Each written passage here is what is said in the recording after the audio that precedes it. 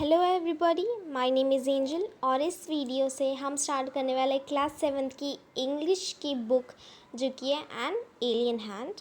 इस बुक का हम सबसे पहले आज का फर्स्ट चैप्टर करने वाले जो कि है द टाइनी टीचर। सो बिना किसी देरी के हम स्टार्ट करते हैं।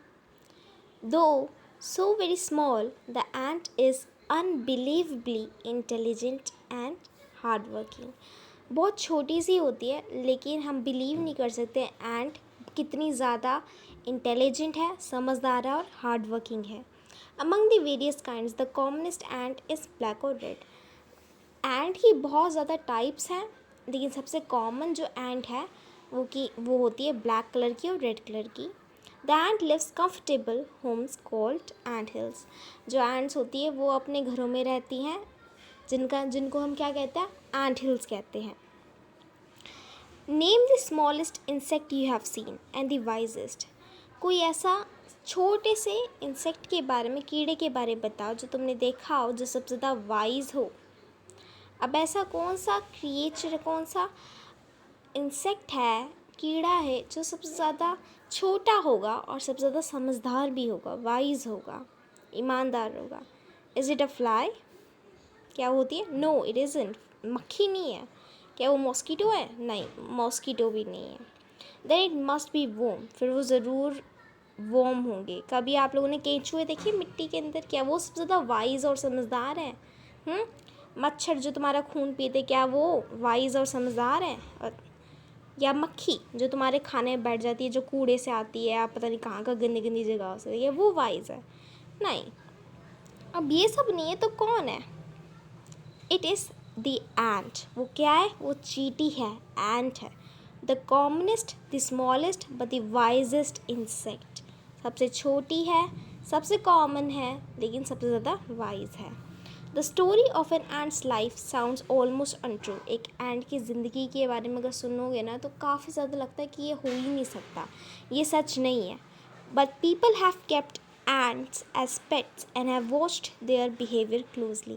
लेकिन लोगों ने एंट को पेट्स की तरह रखा है, एंट्स को पाला है और उनकी ज़िंदगी को देखा है बड़े ध्यान से। So we know a number of facts about this tiny hard working intelligent creature.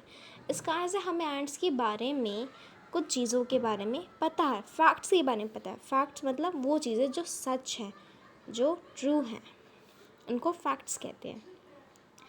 An ant uses its feelers और antennae to talk। जो ants होती हैं, आपने देखा कि चींटी के ऊपर ये एंटीना से लगे होते हैं, वो इसका इस्तेमाल करती हैं बात करने के लिए। To talk to the other ants by passing messages through them। वो इनके थ्रू, जो ants होती हैं वो एक दूसरे से बात करती है, मैसेज पास करती रहती है अपने एंटीने के through. Watch a row of ants moving from up and down the wall। Each ant greets all the others coming from the opposite direction by touching their feelers। जो ants होती है वो एक दूसरे को ग्रीट करती है, बातें करती है। कभी आपने वो ants को वॉल के ऊपर या नीचे जाते देखा होगा, वो एक लाइन में चलती है और जब वो लाइन में चल रही थी, वो जैसे जैसे जा रही होती है वो एक दूसरे से ऐसे टच कर कर अपने एंटीनों को वो बात करते करते जा रही होती है, right.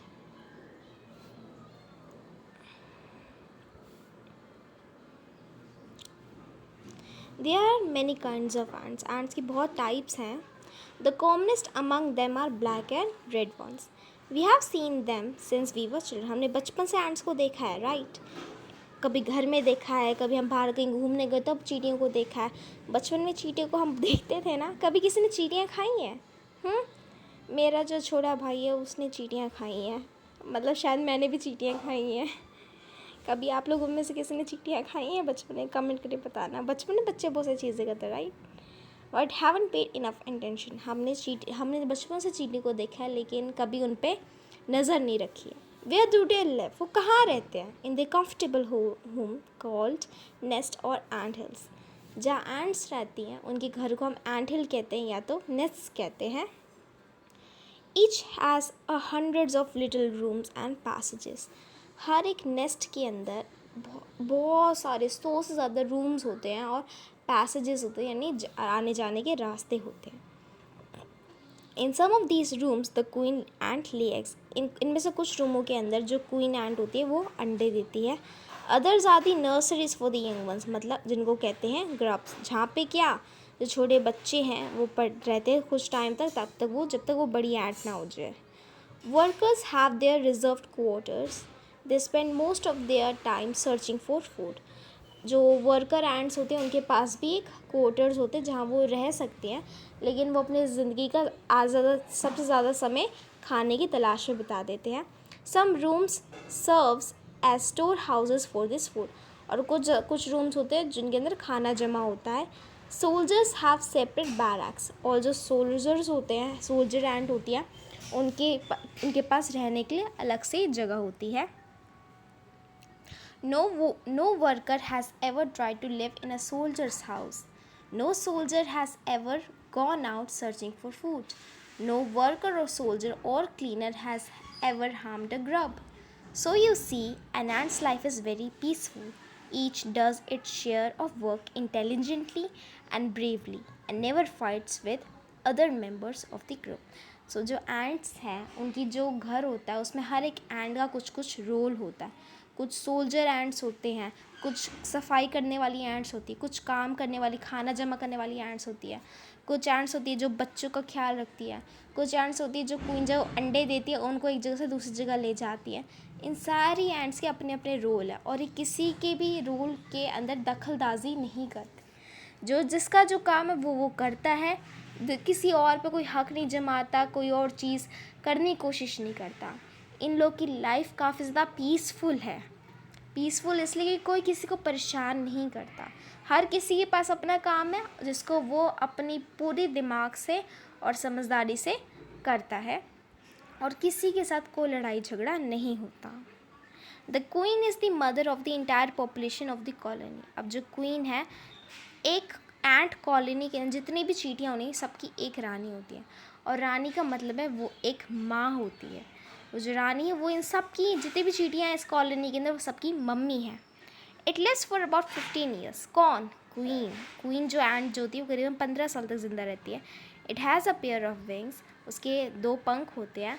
But bits them of after it's wedding flight. लेकिन वो अपने पंखों को छोड़ देती है, निकाल देती है जब उसकी वेडिंग फ़्लाइट ख़त्म हो जाती है. अभी वेडिंग फ़्लाइट क्या होती है? This flight takes place on a hot summer day. ये गर्मियों के मौसम में होती है. The queen leaves the nest and goes out to meet a male and or drone high up in the air. On its return to earth it gets rid of its wings and does nothing but lay eggs. So क्या होता है एंट की? अब बच्चे कैसे पैदा होते हैं? जब लोग शादी होती है, राइट स्टूडेंट्स? हाँ, ओके. सो जो एंट होती है वो उसके पंख होते हैं, जो क्वीन एंट होती है, ठीक है. जब उसको कोई कॉलोनी बसानी होती है तो क्या करती है, जो क्वीन एंट होती है वो जाती है आसमान में और आसमान में जाके मतलब वो ढूंढती है किसी मेल एंट को जिसके साथ वो शादी करेगी. और उसके बाद जब उसकी शादी कंप्लीट हो जाती है तो वो अपने वापस आ जाती है वो ज़मीन पे और उसके बाद वो बच्चे पैदा करने शुरू कर देती है. और फिर उसके बाद जब बच्चे पैदा होने शुरू हो जाते तो वो अंडे होते सबसे पहले, लेकिन फिर अंडा ग्रो करता है और उसके अंदर से ग्रब्स निकलते हैं. ग्रब्स क्या होते हैं? जब जैसे मान लो ये अंडे हैं, ठीक है. जब अंडे थोड़ा सा बड़ा होगा तो वो एक उसको जो जिस तरीके वो शेप होती है ना, ये इसको ग्रब कहते हैं. तो ऐसा होता है. अब सोल्जर एंट उनकी रखवाली करते हैं कॉलोनी के अंदर.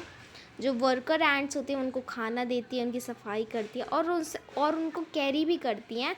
उनको अलग अलग जगह ले जाती हैं, उनको वो एक्सरसाइज करवाती हैं, हवा में ले जाती हैं, धूप खिलाती हैं, सब चीज़ें करती हैं. और उसके बाद 2 या 3 हफ्तों के बाद जो एक ग्रब्स होते हैं कोकून बन जाते हैं और ये बिना खाने पानी के लिए 3 हफ्तों तक एक कमरे के अंदर पड़े रहते हैं.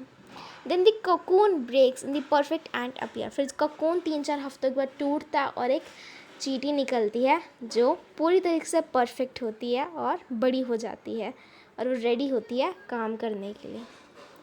Now it's time for teaching and training. New ants learn their duties from the old ants as workers, soldiers, builders and cleaners. After a few weeks training, the small ants are ready to go out into the big world of work. अब कुछ हफ्ते तक वो लोग training करते हैं. वो अपनी बड़ी चींटियों से जो उनसे पहले आई थी उनसे सीखते हैं कि बाकी सारा कॉलोनी क्या है, कैसे काम करती है, हर किस किस का क्या रोल है और उस चींटी का क्या रोल होने वाला है, और उसके बाद वो मदद करने में जुट जाती है अपनी कॉलोनी का ख्याल रखने में. An ant hill is a home not only for ants but also for some other creatures. अब एक ants की जो एक घर होते हैं, जिनकी हिल है, इसमें सिर्फ ants नहीं रहते, इसमें बहुत सारे अदर क्रिएचर्स, अलग कीड़े रहते हैं, जैसे कि beetles, lesser breeds of ants and green fly. Why do ants want these creatures to live for in their nest. लेकिन अब क्वेश्चन आता है, अब एक एंट के घर के अंदर इतने सारे अलग अलग कीड़े रह रहे हैं, क्यों रह रहे हैं, एंड क्यों उनको अलाउ करती हैं अपने साथ रहने के लिए. अब इसके बहुत सारे रीजंस हैं.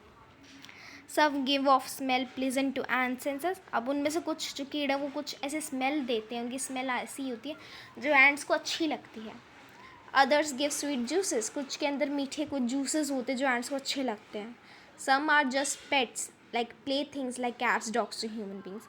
और जैसे कुछ कीड़े जो होते हैं वो एंट्स के पेट्स की तरह हैं, जैसे इंसान के पास कुत्ते बिल्लियाँ वगैरह होती हैं, उसी तरीके से कुछ कीड़े एंट्स के लिए कुत्ते बिल्लियों का रोल निभाते हैं. The green fly is ants cow. उसी तरीके से एक हमारे पास एक कीड़ा है जिसको ग्रीन फ्लाई जिसका नाम है, वो एंट की काउस की तरह, उसकी भैंसों की तरह है, बफलोस की तरह है, इस तरीके से रोल है, कैटल्स की तरह है. The ant train it to give honey dew like milk with the touch of their antenna. अब जो ग्रीन फ्लाई हैं उनको एंट्स ऐसे ट्रेन करते कि जब कोई भी एंट एक ग्रीन फ्लाई को टच करेगी उसकी बॉडी को, तो वो एक जूस सिक्रेट करता है, एक हनी टाइप चीज़, एक कोई रस सा निकालती ग्रीन फ्लाई अपने मुंह से उल्टी के टाइप में, जो उनकी एंट्स के लिए दूध की तरह का रोल निभाता है. अब जो ग्रीन फ्लाई है वो एक तरीके से एंट्स की गाय हैं. जब वो एंट्स उनको जब टच करती है अपने एंटीना से, तो वो अपने मुंह से, अपनी बॉडी से एक जूस निकालते हैं जो एंट्स के लिए दूध की तरह, जिस तरीके से इंसान दूध निकालता है गाय का, उसी तरीके से एंट्स जो होती है वो उस ग्रीन फ्लाई इंसेक्ट का दूध निकालती हैं. Have humans learned as much as ants have. अब हम सोचते हैं कि क्या इंसानों ने उतना ही सीखा जितना एंट्स ने सीखा है. Perhaps they have. हो सकता है यस, इंसान भी वही सारी चीज़ें करते जो एंट्स करते हैं, but they haven't put their learning to good use. लेकिन इंसानों ने एक चीज़ नहीं करी, वो ये है कि जो भी वो सीखते हैं उसको अच्छे काम के लिए यूज़ करने लगाना. They may still learn a few things from this tiny teacher. लेकिन वो अभी भी इंसान काफ़ी ज़्यादा चीज़ें चींटियों से सीख सकते हैं, जैसे कि यह hard work, sense of duty की जो मेरे रूल्स हैं मैं उनको निभाऊं, डिसिप्लिन यानी बिना आलस करे, बिना कोई वो करे कि मैं अभी नहीं करूँगा बाद में करूँगा, डिसिप्लिन रहना, और क्लीननेस सफाई करना. एंड्स अपने घर को बहुत साफ़ रखती हैं, अपने छोटे यंग वंस का ख्याल रखना, अपने बच्चों का ख्याल रखना, अपने छोटे बहन भाइयों का ख्याल रखना, और above all a firm loyalty to the land where they live. और जहाँ वो रहते हैं उस जगह के प्रति लॉयल होना. एंड कभी भी अपनी जगह को जहाँ वो रहती है वहाँ उसको कभी वो धोखा नहीं देगी. कभी भी जो क्वीन एंट के अगेंस्ट सारी एंट्स कभी नहीं जाती. वो एक हारमनी में रहते हैं, वो एक पीसफुल एनवायरनमेंट में रहते हैं. हर किसी को पता है उसको क्या करना है, हर किसी को पता है उसकी क्या ड्यूटी है, और हर किसी को ये भी पता है कि उसको अपनी जो उनकी कॉलोनी है, जो उनका किंगडम है आप कह सकते हो, उनकी जो पूरी हिल है, आप उसको धोखा नहीं दोगे, आप बच्चों को नहीं मारोगे. या सोल्जर एंट्स कभी ये नहीं कहेंगे उनको आप रखवाली नहीं करनी घर की, या वर्कर एंट्स कभी ये नहीं कहेंगे यार उनको खाना जमा कर नहीं करना, वो थक जाते खाना जमा करके.